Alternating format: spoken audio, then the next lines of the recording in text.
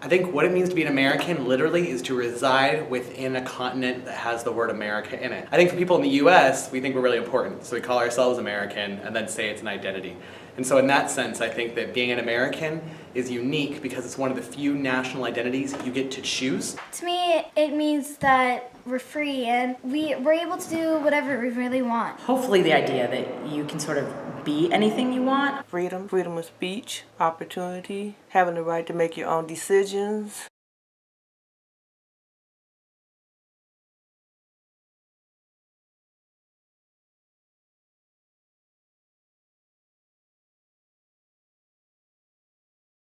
Growing up as a kid, it was always instilled in me that the American dream was to grow up and be successful. I think the American dream is the white picket fence and the mom and the dad and the two kids, the son and the daughter, and the rich white family. Freedom, coming to America for jobs. And basically having like a lot of wealth. Not a lot, but just like living life to the fullest. Is being able to start from the bottom and end at the top and come up from nothing. It depends on where you're coming from. A foreigner like myself, the American dream is being able to take care of your family, do what you enjoy doing, have a good life. The idea that every single person that lives in America can kind of pick themselves up by their bootstraps and make something of themselves, that they can do better than their parents, be more successful.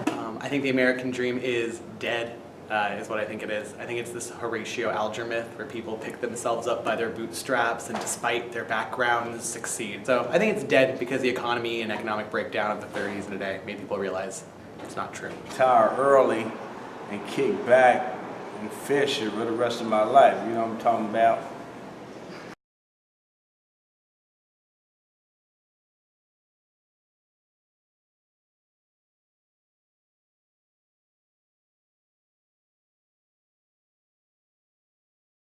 I think America is very diverse because we have a lot of different people that flocked here from different countries and stuff like that. Ethnic, language, I think it's very diverse. I think socioeconomically, I think it depends on what kind of diversity that you're talking about. Very diverse country, probably the most diverse out of majority of countries. I think America is incredibly diverse, but it is not necessarily diverse and integrated. I think those are two very different things.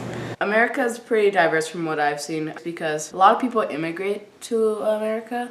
Like a lot of Mexicans immigrate. It depends on the situation because, you know, American can be diverse when times are good, but when something bad happens, when people have to separate, it can be very segregated at times. We have all races and a lot of people from different countries. It's a very diverse country. It's diverse because of the cultures. Everybody has something to bring to the table, all races, religion. That's why it's called the melting pot, because everybody has something to bring.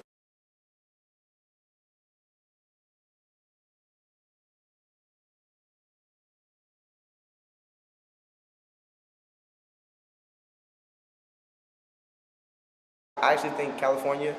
California. New York. California. California and New York. California. Montana. California. I think California. California.